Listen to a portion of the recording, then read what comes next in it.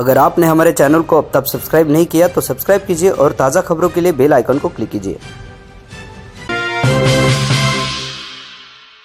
पाटी नगर सहित आसपास क्षेत्र में तेज आंधी तूफान से बड़ी जन हानि हुई। नगर के ग्राम वलन में एक 2 वर्षीय मासूम की मौत। मासूम घर में झोली में सोई हुई थी। मासूम की झोली लोहे के चद्दर पर बंधी हुई थी।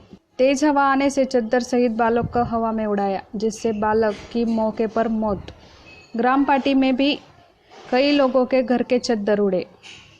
वहीं ग्राम जोसपुर में 5 लोगों के घर में से चद्दर उड़े।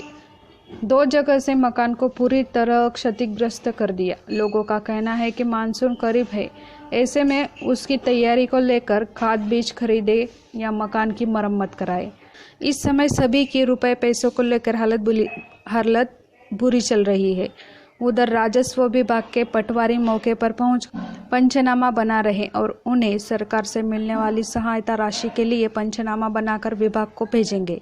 पार्टी से संवाददाता उमर फारूक शेख, शाहूराज न्यूज। ये कल 6 बजे आंधी हवा आई थी, तब सब घर से पत्रे सब टूट गया। चिमट का पतरा था,